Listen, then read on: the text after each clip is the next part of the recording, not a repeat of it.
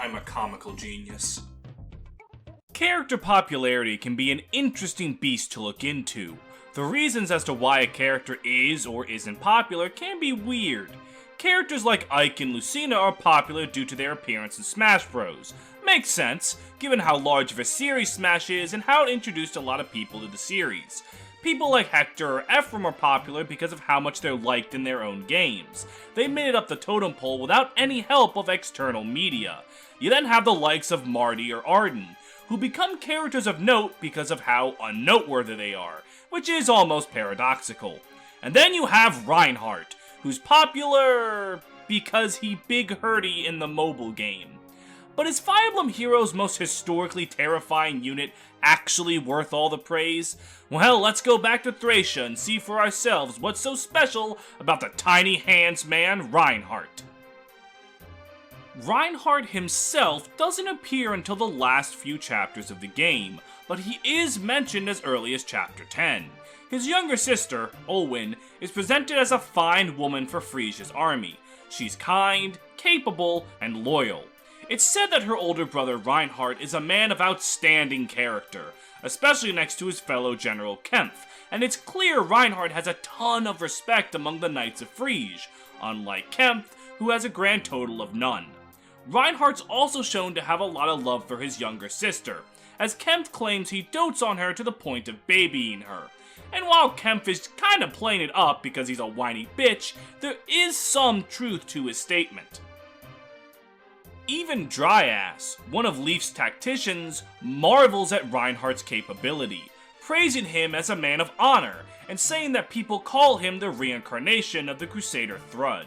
Now that statement is saying a lot. A big part of the Yggdrasil games is about how the holy-blooded people of Yggdrasil are all basically demigods, incredibly powerful people who can change the course of the entire world. And this was felt by people who played FE4. Players already know about the power of Sigurd, Lewin, Shannon, Altena, etc., so for Reinhardt to be compared to them is a huge badge of honor. But Augustus, Leaf's other tactician, offers starch opposition to the fact that Reinhardt is a man of honor, as he shames him for working under Ishtar. To Augustus, the pipeline goes like this. Reinhardt works for Ishtar. Ishtar is in love with and works for Julius. Julius is literally the fucking Antichrist. Therefore, Reinhardt is not a good man no matter what he does, since he is willingly working for the Antichrist and participating in his child hunts. Augustus does not care about why Reinhardt has loyalty to Ishtar and Frisia. As to him, that doesn't matter. And though Olwen jumps to the defense of her brother's character, Augustus doesn't change his mind, instead asking her to look at what the Empire's done and think for herself. This clash between Augustus and Dryas over Reinhardt's character is more so a broader argument. It's a clash over if it's really possible for there to be, quote, good guys on the side of the bad guys. Reinhardt's just the catalyst for that broader discussion topic, which I'll get into later. Reinhardt is finally seen for the first time in chapter 20, though he doesn't do anything for his character. He just talks about the state of the war and gives a general idea of when in FE4 this chapter of FE5 takes place. After that, Reinhardt is mentioned, honestly, out of nowhere in a scene with Julius and Ishtar in chapter 21. Julius is telling Ishtar about how he wants to take her to Miltios and buy her nice things. Like a creepier and less pleasant version of Julia and Selev's conversation from FE4. But right out of the blue, Julius suddenly mentions that he wants Reinhardt to stay away from Ishtar, and Ishtar defends him at first, saying how he's been watching over her since she was a child, but Julius says he wants him gone, for no other reason than how he says Reinhardt looks at Ishtar, and Ishtar caves in, though she manages to ask Julius to just make Reinhardt get sent home rather than kill him, and Julius agrees. Now, I get the idea behind this scene. Despite what their dancer ults together in Heroes may make you think, there's nothing romantic going on at all between Reinhardt and Ishtar. It's just Julius's jealous delusions and fears that Ishtar will get taken away from him. It's supposed to show that Julius really cares about Ishtar, and that there is some Julius in him. He's not all the Dragon Lopter. But Ishtar very quickly agrees to get rid of Reinhardt despite how much she supposedly relies on him, and I think trying to make Julius sympathetic by having him be a jealous boyfriend really isn't the way to go. To be honest, I'm not a big fan of this part of Reinhardt's character. I don't think it works. Though then again, I also just really hate Julius and Ishtar, and I don't think they work in FE4, so it might just be my own biases coming into play. Whatever, we're moving on. You finally battle Reinhardt on what many consider to be Thracia's hardest chapter, Chapter 22, Beyond the River. There, he's speaking with Bishop Sias about his sister Olwen. He believes that Olwen is just a mistaken child, and that he can talk to her and get her to come back to Frege. Sias reminds Reinhardt that Olwen is not a little girl. In fact, she's a grown-ass woman who is perfectly capable of making her own choices, and that he needs to see her as such. Reinhardt seems skeptical of this, and tries to talk Olwen out of being on Leaf's side anyway.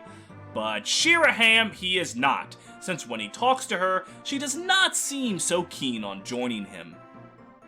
Olwen remarks that, unlike Reinhardt, she cannot sit there in compliance while the Lopter cult takes the children of Yggdrasil to do their evil bullshit. Reinhardt tries to talk her out of it, but her stance is firm. She proudly declares that she's her own woman, who doesn't need to listen to what her older brother says anymore, even acknowledging that she will fight Reinhardt, despite how painful it will be to kill her brother. Faced with this, Reinhardt accepts Olwen's resolve and says how proud he is of her to stand on her own 2 feet, and leaves her a parting gift. A cool-ass sword, which, trust me, is always one of the best gifts to give a woman. This conversation works because both Olwen and Reinhardt still love each other, but their dedication to their cause is stronger than their love as siblings, so they stand opposed. Because of that, you feel sympathetic for both of them, and their relationship manages to tug on the heartstrings and make it get all teary-eyed. And then those tears of sadness become tears of pure rage when it comes time to actually fight Reinhardt. Because Jesus fucking Christ! Is this guy one of the most intimidating enemies in all of Fire Emblem. For starters, he has capped out magic and Dire Thunder, which is a powerful magic tome that lets him hit you up to 4 times because it's a brave weapon in tome form with a high crit chance.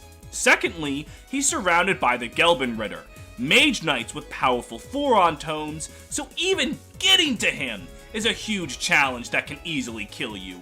Third, his skill set is absolutely stacked. He has Vantage, which means he can hit you with that scary Dire Thunder twice before you even have a chance to react. He also has Charge and Adept, meaning there's a good chance he will get to attack you 12 times in a single round of combat, and I don't think there's a single unit in the game that can survive that if it happens.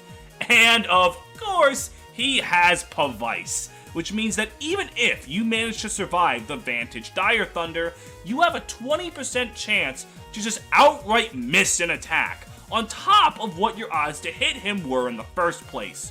So yeah, there's a ton of bullshit here. Which is exactly why he is my favorite boss battle in the entire franchise. Because the amount of unfair, broken bullshit Reinhardt does to you is rivaled by only one thing: the amount of unfair, broken bullshit you can do back to him. For starters, status staves are a big deal here. In Thracia, as long as your magic is greater than the target, you have 100% accuracy with status staves, unless the boss is on a throne or gate. Well, luckily for us, Reinhardt is just a dude riding around on the map, so he has no such immunity. But wait, I hear you ask, you said he had capped out magic, so no staff user can hit him. Oh, how wrong you are. See, in Thracia, your magic can go beyond the cap if you use a barrier staff or a pure water, which by the way, the game gives you a pure water in the house right next to where you spawn. So with that, you can just tell Reinhardt to take a nap, and then you can capture him and steal all his shit. Or, even funnier, you can berserk him, and let him take care of pretty much the entire map for you, because who in the hell is capable of stopping him? But let's say you don't want to do that. Let's say you want to meet him mano-a-mano, since you want him to talk to Olwen so she can get a cool sword. Well, all his cool skills don't mean shit for Dick if you have Niall, so it can be Trude's time to shine and fuck him up with like a rapier or something. And funnier still, from there you can give Trude a sleep edge and put Reinhardt to sleep to steal all of his shit after he's given Olwen the sword, so you can really make out like a bandit. Or, if you didn't recruit Trude because you suck at video games, you can send Marita with the Shadow Sword up there to just kill him outright. Sure, you don't get his stuff, but at least he's dead. Reinhardt is, to me, the Thracia battle, because there's so much cheese both the player and the enemy can do, it's just plain fun. Like all of Thracia, it's perfectly unfair, unbalanced fun. After his death or capture, Reinhardt disappears from the story entirely, which, you know, is to be expected of a dead or captured guy. He only makes one more appearance, in Olwen's epilogue, where it states that, quote, whenever she thought of her brother Reinhardt, she was overwhelmed by an odd mixture of pity and anger. Now, given how much respect she once had for him, this epilogue seems to contradict that, but I want you to think back to Augustus's point, that because Reinhardt served Ishtar, it did not matter what kind of man he was. He was a villain, and that's the end of the story. I think what they're saying here is Olwen initially agreed with Dryas, that Reinhardt was a man of honor, but after seeing the war-torn Thracia, she came to resent him, and came to agree with Augustus. And it's an interesting point to think about. Does serving the wrong side of history automatically make you evil? Do your circumstances really matter if, at the end of the day, you're doing things for someone who's either misguided themselves or downright evil? Fire Emblem tends to say yes to circumstances mattering, with characters like Camus, Murdoch, Shiraham, Selena, etc. all being portrayed in a definitely positive light, but Reinhardt is one of, if not the, only ones of that archetype that's really presented as pathetic, and I think the reason why comes down to his motive. With the likes of Ishtar, Brunya, and Selena, it was love that blinded them to the reality of what their loved one was doing. With the likes of the Reed brothers, it was lies and manipulation that tricked them into playing the part of the big bad villain. With Camus, it was the hope that he could restore his nation to glory, that he could set things back to the right path if he just stuck with them. While people can debate all day on whether or not their motives excuse their actions, at the end of the day, they had motives. They had concrete reasons to do what they did, even if what they did was wrong. Reinhardt does not have that. His only real reason for sticking with Frege is compliance. He saw the wrongdoings of the Laughter Cult and made no effort to stop it. He just went along with it because that's what he was ordered to do. A big part of Yggdrasil's story is how the common man is powerless in the face of a great militaristic evil. They need a star and savior to lead them. They need a hero that they can rally behind, one that can free them from the shackles of oppression. Leif and Seliph are constantly molded into such heroes throughout their tales, and the thing with Reinhardt is, he could have been that hero easily. He was a man who was respected by the people. He was a man who commanded one of the most elite military squads in the entire continent, and he was a man whose power rivaled that of Yggdrasil's most legendary fighters.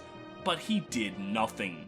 And I think that's why he's portrayed as pathetic, while others of his ilk are shown in a pitiable or even downright sympathetic light. All it takes for evil to triumph is for good men to do nothing. And at the end of the day, that's what Reinhardt did.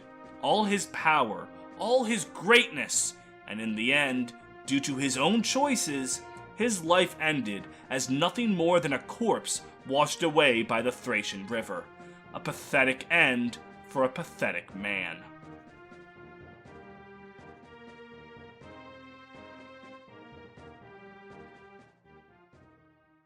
Wow, that was kind of a dour note to end on.